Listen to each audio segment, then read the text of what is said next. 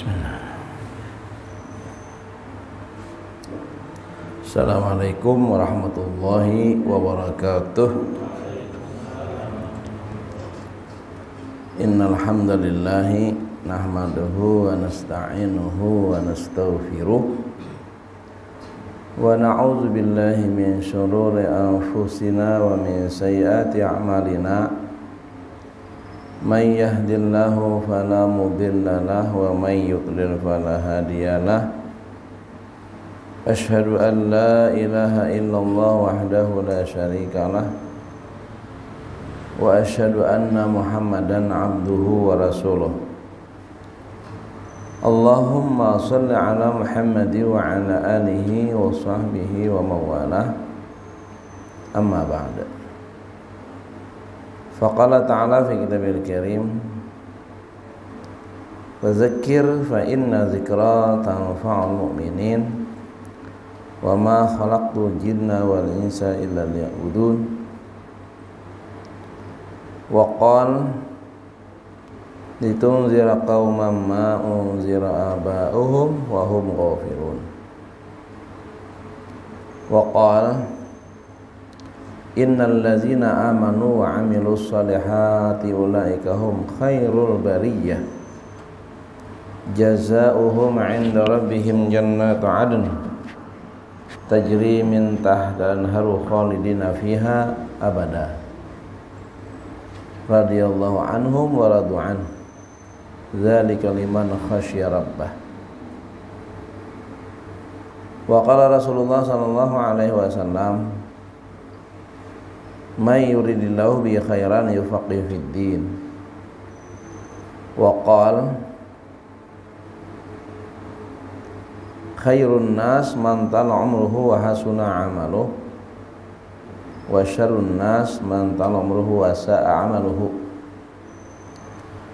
Al-mukarramun, para tokoh agama, tokoh masyarakat, pengurus musalla, pengurus majelis, hadirin sekalian yang Allah muliakan dan dirahmati Allah Subhanahu wa taala. Alhamdulillah, summa alhamdulillah. Selalu kita panjatkan syukur kepada Allah Subhanahu wa taala seiring dengan karunia nikmat yang tidak pernah henti-hentinya yang selalu diberikan kepada kita. Artinya sepanjang hidup kita selalu dalam asupan nikmat Allah Subhanahu wa taala yang tidak pernah putus-putusnya. Demikian pula nikmat yang agung, nikmat yang besar, nikmat iman wal Islam yang diberikan kepada kita. Sehingganya dengan itu kita bisa menggunakan akal, fikir yang sesuai, yang pantas, yang realistis ya terhadap kehidupan kita. Sebagian ada memang orang beragama ya tidak realistis, tidak sesuai dengan akal karena sifatnya doktrin ya. Namun dalam Islam tidak ada sifatnya yang doktrin itu. Yang ada itu adalah disuruh berpikir, gunakan akal. Afala ta'qilun, afala tatafakkarun, afala tubsirun. Itu semua merupakan kata-kata atau firman Allah Subhanahu wa taala yang memotivasi, yang memerintahkan kepada kita untuk menggunakan akal, menggunakan fikir, sehingga iman kita adalah berasaskan akliyah, akal, bukan doktrin ya. Pokoknya nerimo saja, enggak ya. Kita menerima itu ketika Allah yang menetapkan, yang dengan akal dan iman kita meyakini bahwa hakikat semua yang menjadi aturan Allah Subhanahu wa taala pasti itu adalah maslahat, pasti kebaikan, sehingga ketika kita berjalan atas ini syariat, ini hukum, ini aturan, maka kita mendapatkan nikmat yang besar, nikmat yang agung, ya, nikmat agama. Alhamdulillah.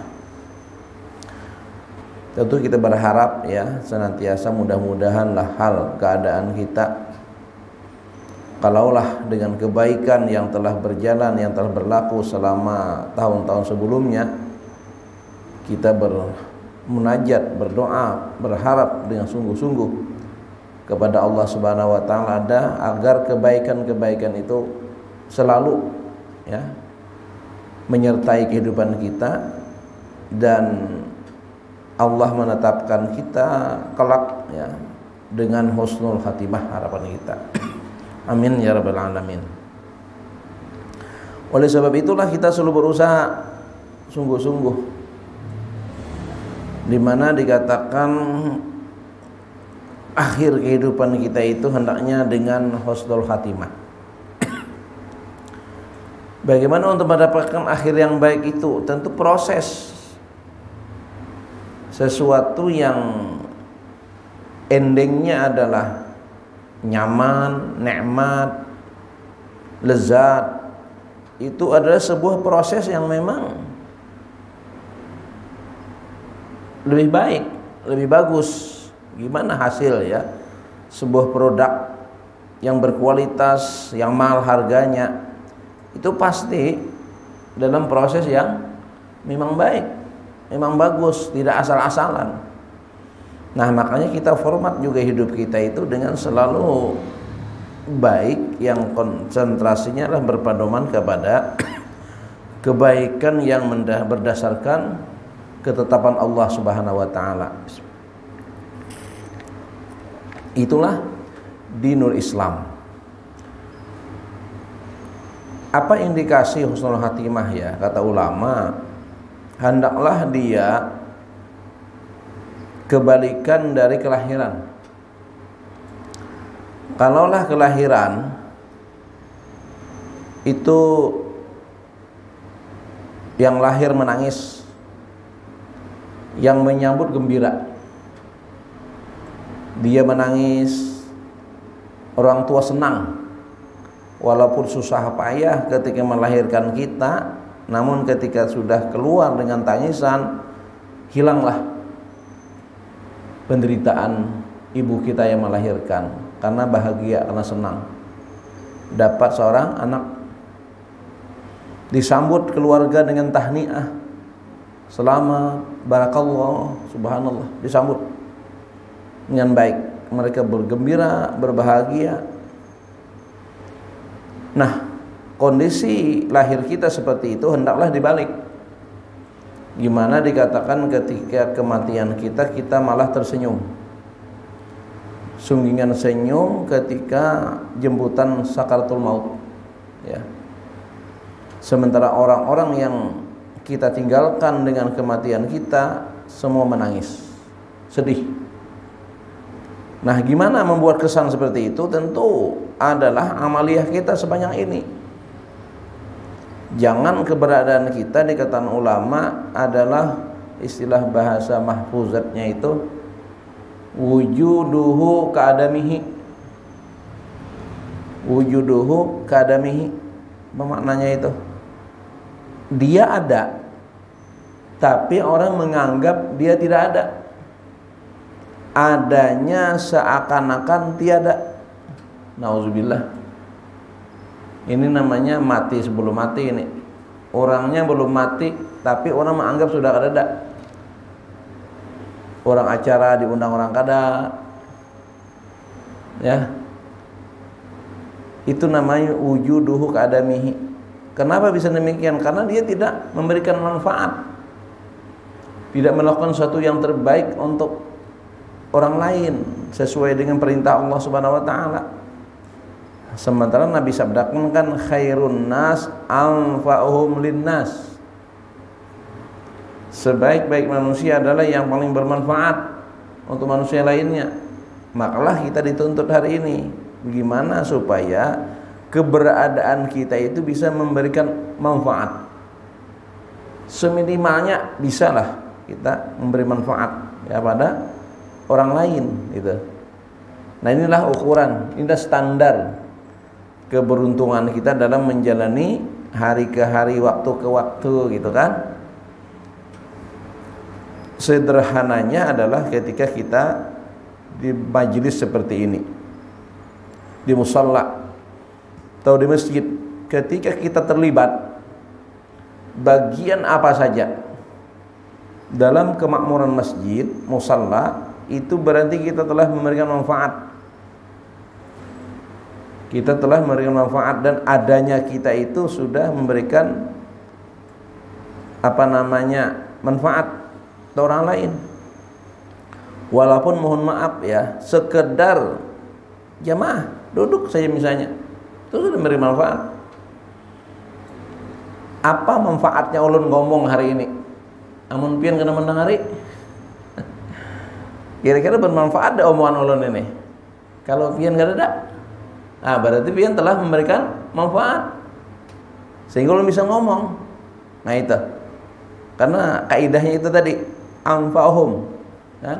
Anfa'uhum linnas, memberikan manfaat kepada manusia.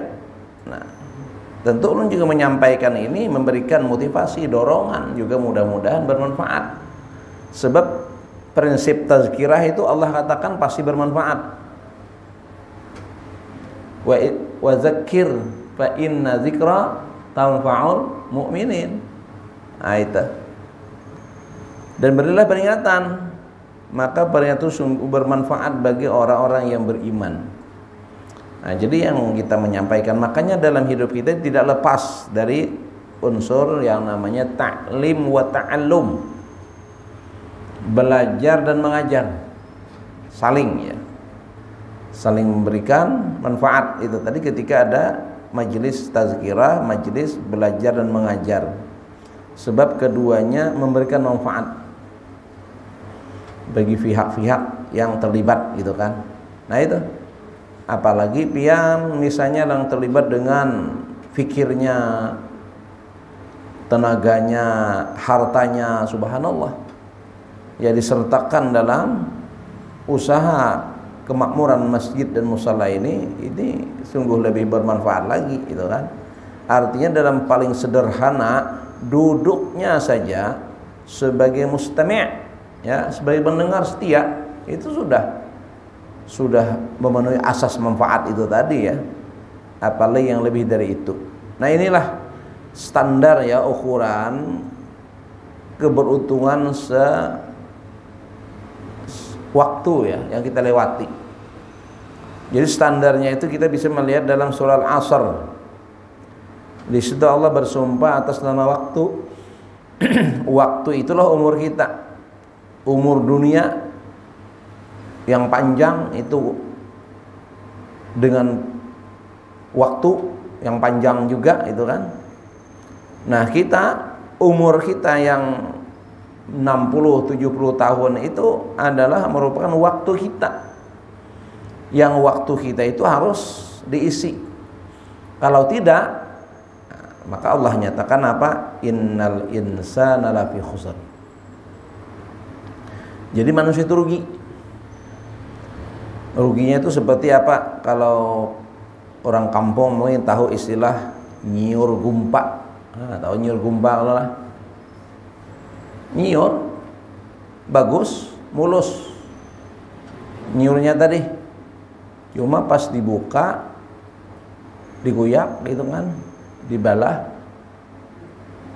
kada berisi, itu namanya nyiur gumpa. Nah, kalau jeruk atau limau, atau kita lihat dengan istilah limau kapau, nah itu waktu yang berjalan ketika kita diisi, dia rugi. Artinya rugi kalau dalam tumbuhan itu, tanaman itu tak berbuah, lapah menanam ya. Itu kemarin di ulun bertetangga dengan rumahnya Pak Ustadz Sulikan, yang tinggali anak beliau sekali-sekali datang ke Banjar, kadang mampir di situ. Itu pohon mangga situ karena tinggi, gak ada buah. Kalau lihat semalam hari Ahad ditabang, dipotong-potong, kenapa ada buah? Maulah sampah di halaman aja. Nah itu. Jadi ada buah, ada manfaat.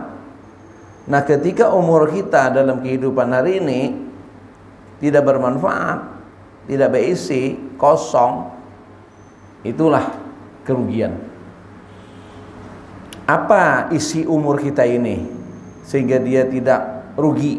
Ya, itu pada ayat 3 itu. Iman, amal soleh, tawasau bil haqqi, wa tawasau bis sabr. 4 poin rangkaian yang tak terpisahkan. Satu pun tidak boleh kurang. Bila kurang itu rugi masih. Sebab dia saling mengisi. Misalnya yang 2 pertama itu, iman amal soleh, itu seperti 2 sisi mata uang, tidak bisa dipisahkan.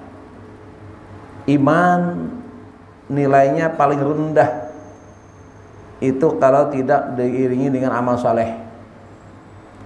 Kualitas iman yang paling rendah itu kalau sudah kadada amal salehnya. Artinya orang ini ahlul maksiat, berarti kan fasik. Kenapa? Kada melakukan amal saleh. Amal saleh itu amal-amal syariat yang baik menurut Allah. Apakah itu yang wajib atau sunat? Kalau orang kadang melakukan itu berarti dia ya beriman. Tapi kualifikasi imannya adalah iman yang terendah. Yang dengan itu dia ya kalau Allah pada akhirnya dia masuk surga, tapi dia dihukum dulu atas pelanggaran itu karena dia mengeluarkan amal. Amal soleh sembahyang dia tinggalkan, amal soleh infak sedekah dia tinggalkan, amal soleh memberikan manfaat pada orang lain ditinggalkan. Nah itu semua ditinggalkan. Maka bila meninggalkan itu semua berarti dia dikategorikan dengan dosa, pelanggaran. Maka dosa-dosa dan pelanggaran itu yang nanti akan diberikan punishment, hukuman oleh Allah Subhanahu wa taala. Nah, hukuman itu nanti di yaumil akhir. Nauzubillah. Nah, jadi mesti ya iman itu dirangkai dengan amal saleh. Lihat janji Allah Subhanahu wa taala ya. Orang yang beriman beramal saleh itu akan mendapatkan kategori ya khairul bariyah namanya. Bahasa Quran itu khairul bariyah. Orang yang mendapatkan kedudukan khairul bariyah dia akan Allah balas ya iman amal salehnya tadi, lalu dia berkedudukan sebagai khairul bariyah, sebaik-baik ciptaan, itu kelak dibalas oleh Allah berupa jannatu aden, surga yang penuh dengan taman-taman yang indah di sisi Tuhan mereka, yang mengalir sungai-sungai di bawahnya, dan mereka di sana kekal khalidina fiha abada. Subhanallah, selamanya, tidak berkesudahan. Itu bahasa Quran. Nah itu tadi syaratnya apa? Iman dan amal saleh. Namun kondisi iman dan amal saleh ini ya, dia sifatnya menurun, turun naik. Al imanu yazid wa yanqus. Maka kita mesti melakukan upaya untuk senantiasa iman tadi minimal dia bertahan, kalau bisa naik, meningkat. Nah itu seyogianya. Dengan apa? Tawasau bil haq, itu rangkaiannya. Jadi kita mesti ya melakukan hal itu ya, nasihat menasehati perkara yang hak. Al-haq min rabbikum. Yang hak itu adalah yang datang dari Tuhan kalian, yakni agama yang dinasihatkan itu ya, tawasau bil haq. Jadi ya hak itu yang datang dari Allah, ini yang kita wasiatkan, ini yang kita nasihatkan. Nah itu, bukan yang lain. Ini yang perlu kita ingatkan. Tawasau bil haq. Lihat umat yang tidak ada tawasau bil haqnya itu digambarkan dalam Al-Quran itu, dalam surah Yasin ayat 6 itu ya. Kalau itu ayat 6 itu yang menjabarkan tentang tugas Nabi, tugas kenabian. Apa tugas Nabi itu? Litunzira qauman, untuk memberi peringatan kepada kaum. Kaum yang dimaksud siapa? Kaum di sini secara khusus itu adalah penduduk Mekah, itu dikenal dengan bangsa Quraisy.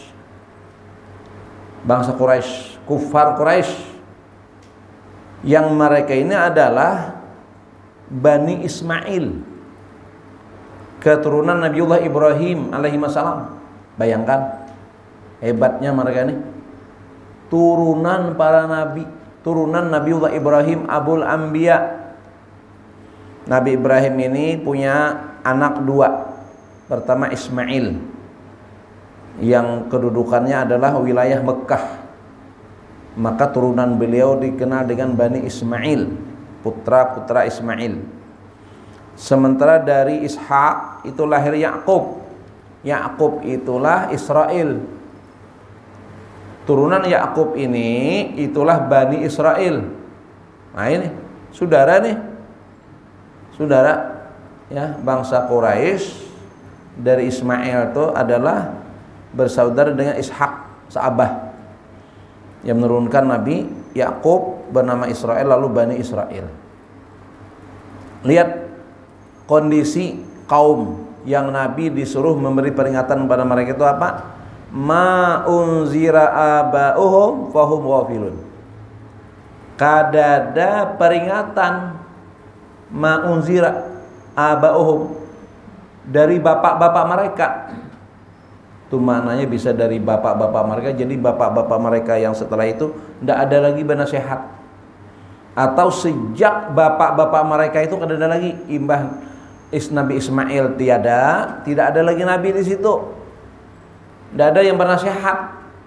Maka kondisi satu kaum yang ma'unzira aba'uhum, apa yang terjadi? Fahum ghafilun. Maka mereka jadi orang-orang yang lupa, yang lalai, akhirnya sesat. Bahkan sebutan mereka dengan sebutan kufar Quraisy, musyrik. Padahal dulu tauhid.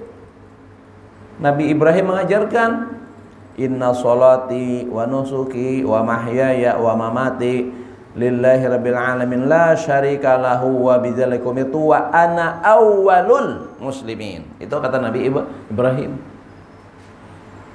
Muslim mereka itu bertauhid. Tapi pada akhirnya apa? Di sekitar Ka'bah Al-Musyarrafah mereka bangun 360 berhala, nyembah patung. Akibatnya tuh karena ada peringatan lagi, akhirnya mereka menyembah patung. Lalu Nabi diutus kembali mengingatkan kembali, menasihati, ya, memadahi mereka. Namun apa yang terjadi?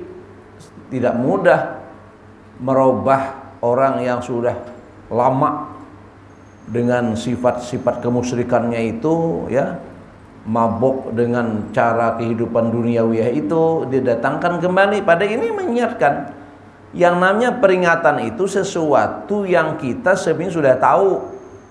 Itu peringatan, kan mengatakan nih, memadahi yang sebenarnya itu sudah ada, lalu diingatkan kembali. Karena itu ajaran nabi-nabi terdahulu juga. Inti ajaran Nabi Ibrahim adalah tauhid, diingatkan kembali. Para nabi terdahulu sudah mengingatkan itu, ya qaumi ibudullah ma lakum min ilahin ghairuh. Tauhid itu. Nabi kita datang, ya jelas mereka tidak serta-merta, tantangan dahsyat luar biasa. Tapi Nabi apa? Wa tawasau bis sabr. Nah, ini kuncinya pulang. Ad-da'wah, tazkirah, nasihat kalau kada dibarengi dengan sabar, banyak pulang ndak bisa didengar, ada diturut. Nabi sabar, para nabi itu orang-orang sabar yang diutus itu. Nah itu lihat kesabaran Nabi Nuh alaihi salam, ya. Jadi sampai kapan sabar itu? Sampai Allah yang maulah keputusan. Jadi kalau Allah yang mau berkeputusan, kita harus ngikutin itu. Nah, Nabi Nuh sabar, tetap lailan wa naharan, diingatkan terus siang malam dakwah. Berapa? 900 tahun. Ya, umatnya tidak banyak. Bahkan istri sendiri berkhianat. Bayangkan ujiannya beratnya. Ujian seorang dai ini ketika istri berkhianat. Boro-boro bisa, artinya membuat orang lain itu kan. Istri sendiri lari ngikutin kaum yang musyrik itu. Anak juga demikian. Tapi harus sabar. Ini adalah merupakan ketetapan dari Allah. Akhirnya apa keputusan Allah? Wahai Nuh, itu bikin kapal. Pohon yang di atas gunung itu kamu bikin kapal. Kan kalau pakai logika nih, ngapain belah kapal di atas gunung? Lalu sampai nawatan Allah nyuruh. Makinnya umatnya dahsyat membuli beliau. Pas saja dugaan kita dia orang gila. Itu kan, bikin kapal di gunung, ngapain? Wah itu kan. Tapi beliau sabar. Nah nanggapin, terus kerjakan. Puncaknya Allah yang punya keputusan. Jadi mereka yang sabar yang Allah selamatkan. Mereka yang ingkar, ya, musyrik, itu Allah binasakan habis dengan banjir besar, ya. Anak istri beliau pun ikut dalam tenggelam dalam banjir tersebut. Nah itu. Jadi sabar itu harus disimpan. Ada boleh kehilangan. Wasta'inu bis-sabri was-shalah. Itu dalam Quran itu. Innallaha ma'as sabirin. Jadi kalau nak minta tolong lawan Allah itu, jadi Allah caranya kamu sabar. Sabar melakukan yang Allah perintahkan itu apa aja. Sampai ya Allah nanti jangan kita mendikte harus begitu benda, kita kerjakan aja, sabar. Nah, misalnya kita disuruh nyuruh anak-anak juga, wa'mur ahlaka bis-shalah. Suruh keluargamu itu salat, wastabir 'alaiha. Suruh sabar. Jadi nasihat itu sabar caranya. Nih termasuk kita dalam mengelola pengajian seperti ini. Dasarnya harus begitu. Ini nasihat harus ada. Tazkirah ini tetap ada. Kayak apapun kondisinya, karena ini perintah Allah gitu kan. Nah, namun dengan sikap yang sabar. Pengelola sabar, gitu kan. Jamaahnya juga sabar. Yang mengisi juga sabar. Kalau nggak sabar, bubar. Muyak udah merusi pengajian ini. Orang yang banyak ampihan nih guru ampihan. Parai. Gurunya kayak itu juga. Wah, ngini jak orangnya. Ampihannya kita. Kada sabar. Nah itu kan. Jemaah juga kayak itu aja isinya ceramahnya ampih dah. Kada sabar. Jalani terus. Ya sampai nanti Allah berikan kefahaman untuk kita. Itu. Sebab kita dalam hal ini bukan mencari jemaah. Kita di sini diperintah oleh Allah. Seperti Nabi Nuh tadi, bangun kapal.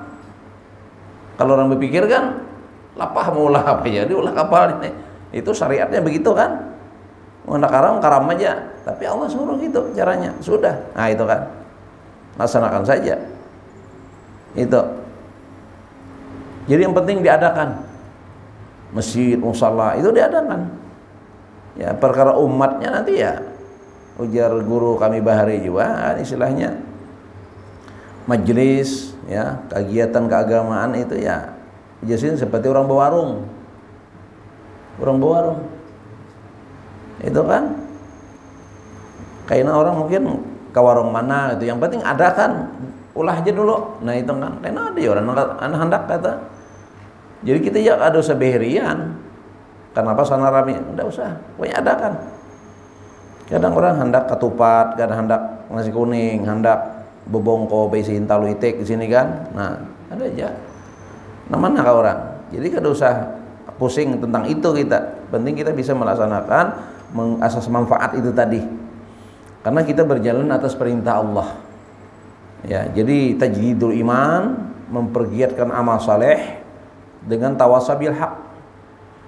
Menasihatkan yang hak, yang sumbernya Quran Sunnah itu, nah kita nasihatkan yang benar, kebenaran yang datang dari Allah Subhanahu Wa Taala. Caranya dengan sabar. Nah Nabi kita sabar juga laksanakan perintah Allah Subhanahu Wa Taala. Diancam, ya, dibully, dinista, dilecehkan, disebutkan orang gila, tukang sihir, macam-macam gitu kan.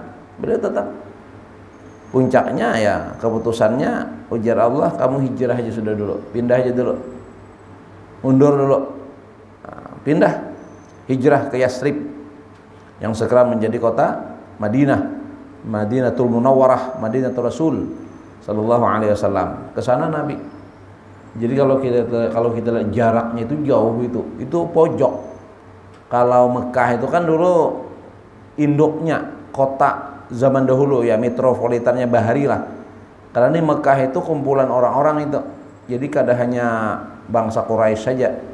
Sebab di situ kalau kita lihat sahabat-sahabat Nabi ada orang Rom, Suhaib Ar-Rumi. Itu orang Rom itu. Rom itu berdarah Eropa, Romawi. Suhaib Ar-Rumi. Nah, itu penduduk Mekah itu yang ikut hijrah bersama Nabi. Itu Suhaib Ar-Rumi. Ada juga pendatang belakangannya itu Salman Al-Farisi. Itu bukan Paris ya, Persia. Persia itu ya wilayahnya sekarang itu ya wilayah Iran, Irak tuh ya. Nah itu wilayah situ Al-Farisi ya. Jadi masih ada lagi ada apa namanya Bilal bin Rabah itu Habsyi itu, Habasyah. Itu Afrika yang perawakannya hitam itu, orang hitam, orang Hirang. Ada di Mekah itu, kumpulan orang-orang seperti itu di Mekah itu. Jadi kota besar, zamannya lah kalau Indonesia ini Jakartanya lah gitu ya. Nabi di situ, tapi harus pindah ke sebuah pojok kampung, Yastrib. Yastrib itu daerah lembab dan rentan penyakit di situ. Asalnya itu wilayahnya itu. Ya, jadi Nabi pindah ke sana. Daerah perkampungan lah, yang di situ ada orang yang ketika terjadi Baitul Aqabah pertama, kedua itu kan penduduk Yastrib itu. Lalu mereka menyarankan kalau Rasul mau tempat kami aja. Ya mereka penolong agama Allah, lalu disebut dengan golongan Ansar. Nah, inilah penduduk Madinah. Pindah ke sana Nabi. Tidak damai begitu saja setelah pindah. Kalau bang sudah berdamai ya. Sudah Muhammad sudah meninggalkan Mekah, sudah kita berdiam aja lagi. Enggak. Tahun ketiga Hijriah diserang ribuan pasukan dipimpin Abu Jahal langsung. Itu perang Badar. Perang Badar Kubra. Disusul tahun kelima Hijriah itu perang Uhud. Nah, perang Uhud pasukan Nabi kalah. Nah, disusul lagi setahun berikutnya itu perang Ahzab, langsung ke titik kota Madinahnya. Nabi terpaksa harus bikin parit, ya benteng, untuk jangan sampai mereka bisa memasuki kota Madinah. Dan itu perang Ahzab namanya, perang sekutu. Jadi orang kafir Quraisy bersekutu dengan apa namanya Yahudi dan Nasrani yang ada di Madinah, berkhianat mereka. Baru mereka sudah menang perjanjian dengan Nabi dengan piagam Madinah. Coba bayangkan, diserang dari Mekah, juga dikhianati dari Madinah itu kan. Tapi puncaknya Allah menetapkan 10 Ramadan tahun 8 Hijriah Mekah dikuasai, Fathul Mekah yang Allah abadikan dalam surah An-Nasr. Idza jaa nasrullahi wal fath wa ra'aitan nasa yadkhuluna fi dinillahi afwaja. Subhanallah, luar biasa. Ketika pertolongan Allah dan kemenangan, kau melihat orang-orang berbondong-bondong masuk ke dalam agama Allah. Jadi penduduk Mekah yang dulunya memusuhi Rasulullah, bahkan pembesar-pembesarnya yang masih tersisa, Abu Sufyan masuk Islam. Itu kan Khalid ibn Walid, itu panglima perang Uhud pihak Quraisy yang taktiknya mengalahkan pasukan Rasulullah itu Khalid ibn Walid itu masuk Islam. Putra Abu Jahal, Ikrimah juga masuk Islam. Masih banyak lah, dan seterusnya lah. Wahsy, pembantai paman Nabi yang melembing dada dan membelah dada Sayyidina Hamzah, diambil jantungnya, itu diserahkan ke Hindun atas dendam karena Hamzah yang membunuh ayahnya, suaminya, saudaranya. Diupahlah Wahsy untuk membunuh. Juga masuk Islam. Luar biasa. Itu atas kesabaran. Atas kesabaran. Lalu berhala mereka sendiri yang menghancurkan setelah masuk Islam. Nah inilah ya perjuangan kita konteks sekarang, itu adalah menanamkan nilai-nilai. Islam itu dibentuk ya ta'lim atau ta'lum seperti ini. Yang jihad seperti zaman Nabi itu tidak ada lagi untuk sekarang ini. Ya, artinya tidak ada lagi jihad qital yang harus berperang langsung itu. Sekarang itu kita punya harus menambah kekuatan ya dengan ta'lim wa ta'lum ini, menguatkan kita gitu kan. Nah, tentu sekali lagi prinsip dasarnya adalah memang kata kuncinya adalah sabar. Dan sabar kada boleh habis. Kalau ada ajaran yang mengatakan bahwa sabar itu ada batasnya, itu bertentangan dengan Quran, aliran sesat itu. Dan itu ajaran syaitan. Syaitan mengajarkan sabar tarus nyawa nih. Oh, sabar itu ada batasnya. Habis kan sudah. Sementara kan innallaha ma'as sabirin. Mun hendak selalu beserta Allah, kita harus jadi orang yang sabar. Kalau sampai sabar berarti Allah sudah berlepas dari kita. Nauzubillah. Nah, makanya kita dalam menghadapi kehidupan ini memang kata kuncinya di mana aja lah, memang harus mengendalikan hati. Tuh sabar. Dan sabar ini diuji. Nggak bisa, nggak diuji kan? Gimana kita praktik sabar kalau kita sendiri belum bisa diuji? Nah itu. Maka kadang-kadang kita bertemu orang di jalan, apalagi di jalan itu perlu sabar, Bian.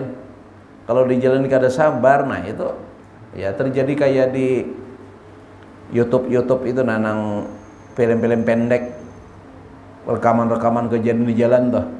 Nah itu kan ada betampar bakalahi apa ya masalah kecil aja kalau kita lihat lah, tapi mereka menganggap besar itu. Padahal kalau kita ngalah dikit aja kan apa masalahnya gitu kan, untuk kita baik. Nah itulah perlu kesabaran mengendalikan. Ya kan syaitan memotivasi di hati kita ini supaya arogan gitu kan, supaya bakalahi kita. Di mana aja kita dalam rumah tangga apalagi itu, ini sabarnya harus dibawa. Nah, makanya kalau kita belajar sabar itu lalu kita disuruh apa itu naik haji atau umrah, itu melatih sabar itu. Makanya kalau kita bernasihat ketika orang bahaji itu memang sabar ini jangan habis. Jadi banyak-banyak membawa sabar.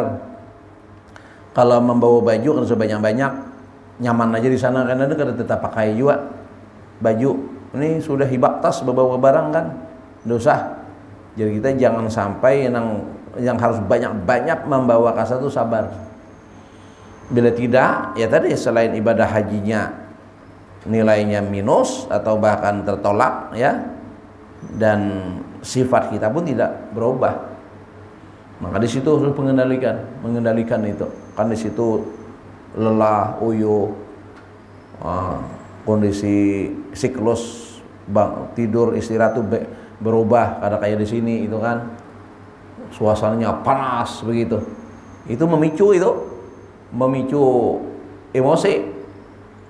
Ada sedikit kejadian-kejadian di sana tuh yang artinya tuh ya tadi ada yang bertampar kan dan seterusnya lah, nauzubillah. Nah itu, nah jadi kita itu kata kuncinya surah Al-Asr ayat 3. Nah maka kita penuhi itu. Jadi waktu-waktu kita isi dengan itu. Dan ini sesuatu yang sangat penting ya. Maka sediakan waktu untuk itu. Jangan kosong waktu dari itu. Hari ini orang menganggap duit penting ya. Orang menganggap duit itu penting. Ya memang penting. Tapi kepentingannya kan di dunia. Kepentingan, keperluan keduniaan. Hari ini orang telah menyediakan waktu khusus untuk mencari duit. Berdagang di pasar, hari-hari ke pasar. Petani ke pahumaan, musim tanam hari-hari ngurusi pahumaan itu kan. Itu wajar, itu biasa. Harus memang demikian. Nah, tapi ada yang lebih penting daripada itu tadi. Iman, amal saleh, tawasau bil haqqi wa tawasau bis sabr. Ini indikasi orang yang beruntung berdasarkan Al-Qur'an. Berarti kita harus juga menyediakan waktu untuk itu. Untuk tajdidul iman, untuk melakukan amal-amal saleh. Nah itu. Jangan sampai tidak ada waktu untuk itu. Maka kalau tidak ada rugi nanti. Nah itu sangat rugi. Sementara hari ini orang mencari rupiah misalnya, ujung-ujungnya apa? Ujung-ujungnya kan uzur, ya sakit. Nanti rupiah tadi digunakan untuk berobat, bayar dokter, beli obat kan gitu. Nah sementara kita sudah mencari sebelumnya. Kalau tidak ada nilai-nilai iman di situ, nauzubillah, ya, binasa kita. Sedangkan kita hidup ini akan berakhir. Nah, jadi jangan juga tertipu oleh, kan hitung umur kita ini tahun nih, makanya ulang tahun. Ada ulang tahun dulu lah. Umur kita bertambah usia. Nih 2023, 2024 itu menambahkan umur kita. Lalu orang ulang tahun, ingat. Lagu ulang tahun itu bila salah paham itu menipu kita. Apa lagunya? Panjang umurnya. Panjang umurnya. Itu menipu itu. Nang panjang itu yang sudah kita jalani. Sementara yang akan kita datangi semakin dekat. Apa itu? Ajal. Ajal itu nggak bisa berkurang, bisa bertambah. Sedetik pun nggak ada bisa. Allah sudah tentukan. Berarti kita menuju ke sesuatu yang pasti, yakni kematian. Nah, lalu kita dilenakan oleh panjang umurnya. Panjang umurnya apa? Ada berapa panjang? Itu kan bandap. Nah, inilah. Maka isi umur kita yang semakin pendek tadi dengan amal soleh. Wal tanzur nafsum ma qaddamat lighad. Nah, itu di antara peringatan Allah untuk kita punya perspektif ke depan lihat hari akhir dengan diisi nilai-nilai takwa dalam kehidupan kita. Ini pentingnya tazkirah ya, pentingnya tausiah dalam rangka tajdidul iman, motivasi amal saleh. Tentu harus dilakukan dengan penuh kesabaran. Demikian tazkirah kita malam hari ini, sekedar memperbaharui ya tujuan kebersamaan kita hari ini dengan ta'lim wa ta'alum, dengan tazkirah yang sudah kita sepakati, sehingga kita senantiasa hadir kebersamaan di musala ini, terutama dengan ulun sebulan sekali ya. Waktu berjalan selama 2023 rasanya alhamdulillah tidak pernah libur ya untuk giliran ulun, berarti 12 kali kita bertemu dan masuk kembali ke 2024. Nah, selama perjalanan setahun sebelumnya terdapat kesalahan kekeliruan, ulun minta maaf lahir dan batin. Dan kita berdoa semoga kebaikan-kebaikan itu diterima oleh Allah Subhanahu wa taala dan diistiqamahkan dalam waktu-waktu ke depan hingga husnul khatimah. Amin. Ya rabbal alamin. Subhanakallahumma wa bihamdika asyhadu an la ilaha illa anta astaghfiruka wa atubu ilaik. Wassalamualaikum warahmatullahi wabarakatuh.